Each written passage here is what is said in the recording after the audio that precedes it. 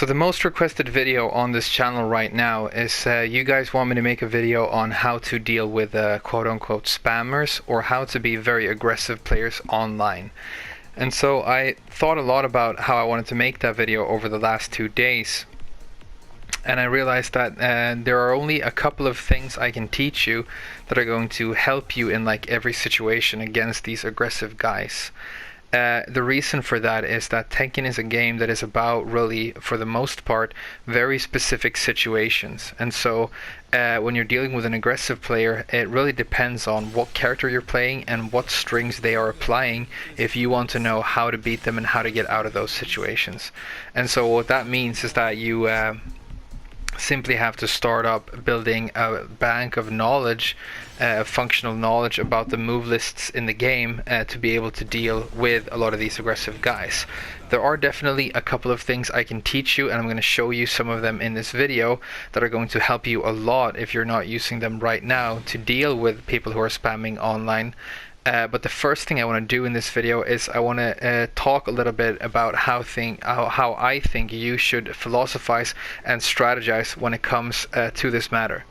So what I really want to tell you before we get into this, the most important point I want to make in this video, well, first of all, let's define a spammer, right? So I think what we're dealing with most of the time, especially when we're playing in the low ranks, it's definitely not a player who is just pressing random buttons, because that doesn't work in Tekken and doesn't get you anywhere. What you're usually dealing with is something that I refer to as a flowchart player.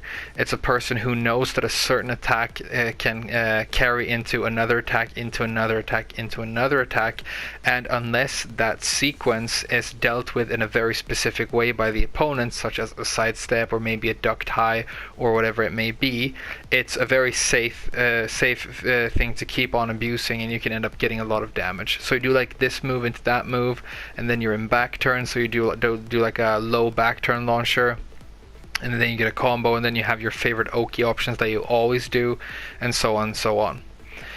The second thing I want to talk about when it comes to this is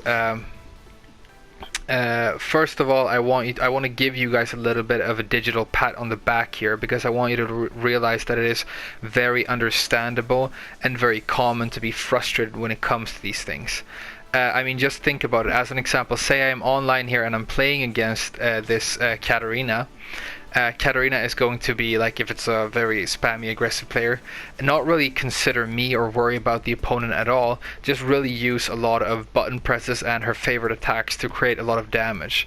Okay, and over here I'm trying to do proper Korean backdashing, I'm trying to like move sideways, I'm trying to like duck highs, I'm trying to remember my block punishment and all these kinds of numbers, and doing very, very surgical, very, very difficult stuff.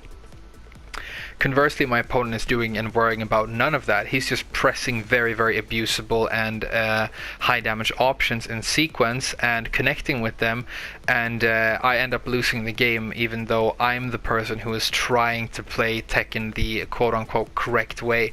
The way I've been taught is the best way and the most skillful way to play Tekken. And so that feels very unfair, and it feels very very frustrating. And so one thing I want you to know is that when you're watching videos on YouTube of people who are playing Tekken at a very high level, they've been in the exact same situation as you, and they've dealt with the exact same frustration. The only difference is that instead of being worn down, they decided to keep on showing up, because they found the game very rewarding when you do improve and when you do learn something new.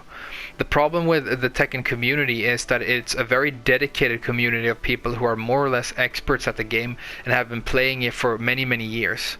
And so even though you do not see it, a lot of these people had their learning curves when they had to learn how to deal with a lot of offense and how to do like basic movement, which is very difficult in Tekken. They did that like maybe a decade ago, maybe playing Tekken Tag 1 way back in the day. And so that part of their journey is not visible to us, because that was even before the days of like instructional videos on YouTube or whatever. But be aware that everybody goes through it, and so the only question as to whether or not you're going to be able to play at a more advanced level at some point is whether or not you're going to decide to keep on showing up because you want to get better. And so one thing I want to bring up here when it comes to people who are very flowcharty or very spammy is that The main difference between you and them is that while they might be winning a lot against you now, what's eventually going to happen is that you're going to improve little by little and eventually leave them in the dust. This is something that I heard Eris mention in some of his recent videos, and he's so very right, and it's something that I want to re-emphasize in this video. When you're playing Tekken, especially when you're new, you should never be playing to win. Winning should never be your goal in a match when you're playing online. Maybe when you're in a tournament setting and you're trying to get some sort of like prize or like win a tournament, but otherwise, for the most part, you should never be trying to win. Your goal in a match should instead be to deal with or improve at something specific. So if I'm playing against this Katarina right here, and I know that Katarina likes to do a lot of big lows and low sweeps, for example launch me low with her down back 4. My goal for the game could be that I really want to duck down and block one of these big lows, and then I'm going to apply a proper launch punish with my while standing 2 to punish that move with Katarina.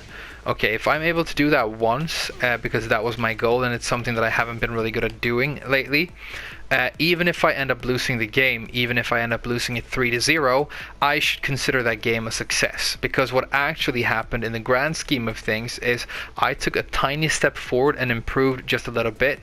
And even though I might have lost, even though I might have gotten, demoted, which is always frustrating, my opponent didn't change at all and didn't improve at all. He just did the same favorite moves that he always does, and so he's taken no step forward. And this means that even though I lost this game, I might have lost it convincingly, I took a tiny step forward in distancing myself from these lower ranks and becoming more of a legitimate Tekken player.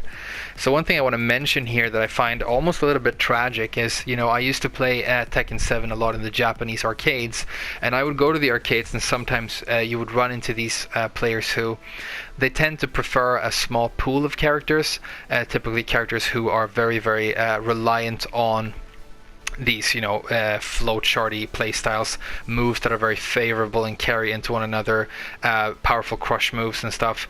So, Law or Horong. Now, I don't want to knock Law or Horong players here. I know that those characters are, you can play them at a very advanced level and a very high level of play, but they also tend, obviously, to be preferred by a lot of people who might not be very good at the game. That aspect exists as well. And so I would run into these people who, I'm not joking, would sometimes have 10,000 and sometimes even over 20,000 wins. 20,000 wins on their account.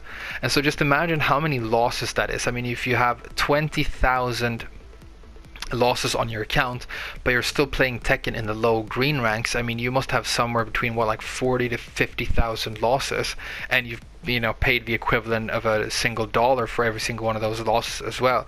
It's a little bit crazy, but what does that say about this player, and what can it teach us? Well, it's very obvious. You're dealing with a player who's doing the same thing all the time, who's doing the same thing over and over and over, and so that's the only reason that they're not able to improve or climb or fall down in the rank. They're just doing the same thing, and if they run into an opponent who knows how to deal with those very specific things that they're always doing, they lose, and if they run into somebody who doesn't, they win. And it doesn't really have anything to do with their opponent, their strategy, or we're trying to get better at the game. And so that's where you have to try and be different, and that's the most important thing about this that I wanted to sort of emphasize at the beginning of this video. But now that we've done that, now that we've had our vegetables, so to speak, let's have our dessert and actually go into some fun and easy stuff, some generic tools that you can use to beat people who are playing in a very aggressive style online. So the first thing I want to talk about in this video is I want you to consider whether or not you're actually using down jabs in your defensive play. If you don't know about down jabs, let's just talk a little bit about them. A down jab is a generic tool that is available to all characters in the game, but it can be performed a little bit differently. A lot of characters can perform a down jab by pressing down and 1. Kazumi is an example of a character who can't do that because she actually has a move, which is her down 1.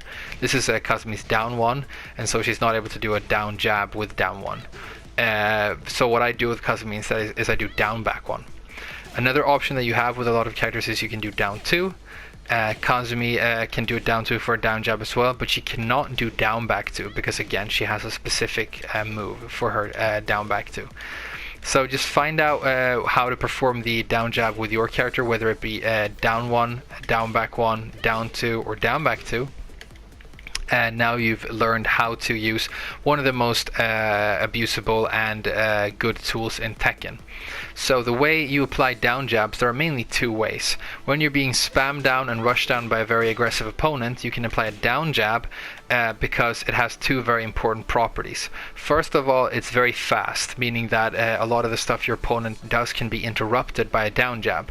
The other thing is that it has high crush properties. It actually goes under highs. So if your opponent does anything that is slightly slower, or if they do anything that is high, you're going to be able to interrupt it with this down jab, meaning that you now have stolen the momentum and gotten yourself a small frame advantage, meaning that it's now your turn to attack and your opponent needs to chill. The other way to use a down jab is slightly more offensively. A lot of people like to sneak in a down jab after they've done a move that is very minus on block. Say for example, you know, an orbital with Brian is a very classic example. That's a move that is not punishable, but it is disadvantageous on block. So what he will do is he will do an orbital and then he will go straight into a down jab, because now that it's his opponent's turn to attack, he can try and steal the momentum back by going under a high or interrupting something with this very fast tool. And so if you've ever played a board game, you know, if you're one of my younger viewers, maybe you don't know about board games, but it's almost like when you would get those cards that would say take another turn or skip your opponent's turn. It's kind of like that. It's what this tool sort of signifies in Tekken. It's a cheeky tool to try and steal momentum or shift momentum back in your favor, and it's very important when you're playing against spammy people. I just want to make a small digression here and mention that although I find down jabs useful in a lot of situations, I find that they are absolutely crucial when playing against Hwoarang, at least for me. And a lot of people say this. Hwoarang is one of those people who or one of those characters who has very long sequences of very favorable moves. It's super hard to get in. What you need to try and do is sneak in one of these down jabs in the small pockets of breathable air that you get. And now you're able to create some space or some frame advantage for yourself. Then usually what I do is I try and utilize some sort of knockdown move to create space for my opponent. And if you're playing like a Hwoarang at a low rank, first of all, if I'm spaced out from him because he's a low rank Hwoarang, he's still attacking. He doesn't care where I am on the screen. I can be way over here and he's still attacking, which means that it's a good opportunity to start doing some whiff punishing. But then the other thing that those people will do, the low rank Hwoarangs, is that when they run in with an attack, he has two main options that are both very linear. And so you can just sidewalk either of those options and punish him for doing that. And so that's how you deal with generic bad Hwoarangs online. Sorry, I've been talking for a long while here. I should have a drink really. Okay. So the next thing I want you to consider with your character, another great tool to have in your toolbox, is consider what is the fastest counter hit option that your character has access to. If you're lucky enough to play a character like Kazumi or Katarina, maybe you have a counter hit 4, which is a very good, somewhat generic tool that a lot of characters have access to. They are typically 11 frames to come out, which is very fast. In case you didn't know, 10 frames is usually the fastest moves in the game, so 11 is just a tiny bit slower. And if you're able to sneak in one of these counter hit moves between the sequences that your opponent is throwing out, between those strings, you not only break up his offense, but you also get a launch, and you can deal a lot of damage. So let's try and come up with an example to show here. What would be a good example? Okay, I think, yeah. Okay, yeah, this would probably work. Okay, so what I just did there is Katarina's 1-1-1 into another 1-1-1. It's actually a really good string that I like to use with Katarina, mainly because it has some mix-up potential. But what I want to show you here is that when this gets blocked, I think the final hit of that string is somewhere around -4, if I'm not mistaken. It's somewhere in that region. And what that means is that, okay, so the first hit is 10 frames, the last hit is -4, which means that when I block the last hit and Katarina does another one of these strings, the second string is going to come out at 14 frames, because it's the 10 frames that are the impact frames of the move, plus the 4 minus frames, the frame disadvantage that Katarina is at. This means that I have an opening of 14 frames, and if I use an 11 frame counter hit move, that is going to comfortably counter hit that, because there's a 3 frame opening for me to do that. And so if we try and play that thing that I just recorded right now, what's probably going to happen if I did it right is I'm able to counter hit Katarina with my counter hit 4. Alright. So that's just an example, like a generic example of how you can utilize a fast counter hit move to break up your opponent's offense and get a lot of damage. There are a lot of moves that can be considered like get off me moves. You hear a lot of people call moves get off me moves in this game. And counter hit moves like this are very typical examples. There are even better examples of keep off me moves if you're playing a character like Jack 7 or Feng. You have moves like back 2 and I think forward 2 I should say, and back 1 respectively, which are actually 10 frame counter hit moves that can lead to really good guaranteed damage. You know, my main is Gigas, and so my fastest counter hit move that I use a lot is his down back 3, which is a 13 frame move, which is a little bit on the slow side. And so what I tend to do with Gigas is I use the fact that he has a 1-2, you know, jab string kind of like that, which actually knocks down, and so I can interrupt my opponent with that to create space and have them get off me. Just be aware that you have to be careful about using stuff like Kazumi's 1-1-2 right here, because it's a very punishable move. So is Gigas' 1-2. Whereas a counter hit 4 like this, where it is a duckable high, is a safe move, and so it's a very, very good option. Okay, so that's one example I wanted to show you. What's another thing? Oh yeah, the one thing I really wanted to talk about in this video shortly, if you don't know about it, I think it's very important, is the nature of the single one jab in this game and a little bit about how it functions. That's kind of a deep well that you could go really far into, but I want to talk a little bit about when you should, because most of the time you're just spending your time blocking and trying to be patient, but when should you try and interrupt and when should you try and come in with offense against your opponent? Well, if you're blocking something like a 1-1 or maybe any kind of like fast mid, like a down forward one, that is usually putting you at a slight frame advantage when you've blocked it. Something like this will usually be like minus 2 or 3 on block, so you're at a slight frame advantage. It's not huge, but it means that if you do one of your very fast options like a jab of your own, you're at least not going to get like counter hit or interrupted. But one thing that you need to be very aware of is that your opponent might be applying single one jabs like this.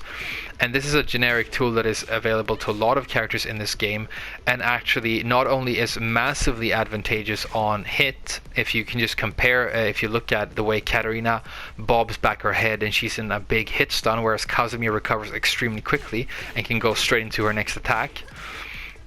Very favorable moves on hit, but they're actually also usually slightly favorable on block. A normal one jab like this, even if you block it, it's not your turn to attack. Your opponent might actually be trying to use the one jab to set up a counter hit of their own. So it's very, very dangerous to try and come in with offense when you're blocking single one jabs. When you're blocking stuff like 1-1 or 1-2 or maybe down forward 1, it's fine to try and interrupt with your own offense, but you need to be very careful about stuff that, you know, fast stuff like a single one jab, or maybe Katarina's 1-1-2, for example, which are actually favorable for the opponent on block. They usually know that, and they're using that and abusing that to set up a lot of counter hit moves and to keep on hitting you with offense. And so that's something to be aware of and be very careful about. The next thing I want to mention here is the nature of like strings that have duckable highs in them, and this is one thing that is very important to remember, because there are a couple of tools that you really see a lot of people abuse with some characters. I mean, Dragunov has a couple, Paul has a lot, Yoshimitsu has a lot, Katarina has a few. Openings where you can go in, you know, block a part of a string and then duck a high at some point and get a launch or a powerful punish. So if we record another sequence here with Katarina,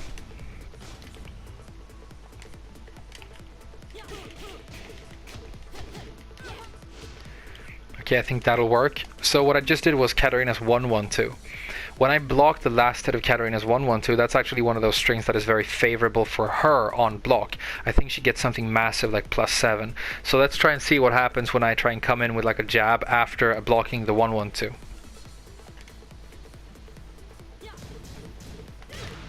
See, I get counter hit for a lot of damage, and that's probably exactly what my opponent is going for, right? So I can keep on blocking. This entire kick string that she does after here is, you know, it's blockable. It doesn't have any like lows or unblockables built into it, but it's entirely safe on block. So even if I just keep on blocking this, there's no opportunity here where I can come in, like interrupt my opponent and get damage of my own. If I just keep on blocking this, what's probably going to happen is my opponent's going to go like straight into a low sweep or something, maybe even try and throw me, who knows. But if I try and attack, he might just block, and if he blocks something of mine, then it's his turn to attack again, and then I'm back in the blender of his offense. But if I'm fast enough and I have some functional knowledge of Katarina's move list, what I can actually do instead is something like this. So I just duck the final hit of that string, right? The 1-1-2. And I can only do that because I know about that string and I know that it is possible. There are actually a couple of times in this sequence, which is a very common and like abused sequence with Katarina, where I could do something like that. Let's try and show you. So I can duck there, I can duck there, I can duck here. So that was like 3 different opportunities in that entire sequence where I could have launched my opponent for massive damage. And if I'm able to do that just once, I've almost completely shut down my opponent, like my opponent's ability to rely on his very typical like flowchart to abuse these moves and attack me. And so, like I said in the beginning of the video, you're dealing with a lot of specific situations, and this is why I can't give you like tools for like, you know, always do this and you'll beat spammers every time. It depends on who you're playing and it depends on what character you're playing. But if there are specific characters and specific stuff that you're struggling with specifically, become aware of these things and what you can do to deal with them, and then start to try and actually apply them functionally in game. For example, when a Paul player does a single crouch dash or a roll dash and ends up right next to you, or every time a Paul player runs up and just stops right in front of you, every person who's an experienced Tekken player knows what I'm going to say next. It means that he wants to do Demolition Man, which is a very powerful knockdown low. It has some stumpy range, so Paul needs to be very close to you to do this, and it has a little bit of like an awkward input sequence, so people can't just really do it on the fly all that much. They usually come in and then they stop right in front of you for just a brief second, and then they go into Demolition Man. So what you can do when that happens is you can know, okay, this is typical situation where somebody's trying to apply Demolition Man, and so you just duck and you launch punish that because it's a launch punishable low. When Paul is doing Death Fist from way out here, and he's just going over and over and doing this massive move that when it hits takes away half of your life bar and feels super cheap. There are ways you can actually reliably block punish Death Fist, and if you're able to do that once against like a low green rank player Paul, he's probably going to be quite surprised. He's not used to people actually successfully block punishing his Death Fist, and it's going to leave him without a lot of options of what to do instead. So that's just a couple of examples of how to deal with this. A lot of these characters that we've mentioned, like Law and Horang, and I think Dragonov is another good example, you will notice that these are actually characters that occupy the higher tiers of this game, and they're considered to be some of the most powerful characters in the game. And that matters, that even if you play at a very high level, there are ways that these characters can apply offense that can't be dealt with in any specific way. It's going to be down to how your opponent is playing and how you are responding. If there was a specific way to always deal with Horang would be the worst character in the game, and you would never have to worry about him. But for example, Dragonov, the running 2, which is one of his best moves, one of the best moves in the game, the best way to deal with that on paper is to try and sidewalk it, but that can be very, very difficult to do, even for advanced players. So what usually happens is you have to block it, and then you keep on eating mix-ups. So yeah, that's just a little bit of a digression on like the fact that I can't teach you how to deal with offense full stop. I mean, rushdown character is a style of play in this game, and it works, so there is no specific way to deal with it. But I think the things I said initially about trying to be calm and just trying to be very positive in how you approach Tekken as a learning experience, as well as using stuff like down jabs, fast counter hit duels, and trying to look for duckable highs, are going to be some initial ways of how you can really improve your standing in these matches when you're struggling against these aggressive players. So what I would like you guys to do is, if you enjoyed this video or you want to know more, or if there's anything else you want to know, inform me in the comment section, because what I thought I might actually do is make a specific video on how to deal with, you know, a typical sort of bad online Eddie or a typical bad online Paul, and like the stuff that they always seem to do and how to deal with those specific things. Because if you can just learn like 3 or 4 things that are very generic and very typical for like an online Paul, for example, such as, you know, demolition man abuse or death fist abuse or whatever it might be, you're going to do a lot better when you're struggling with getting through, you know, the lower ranks of the game.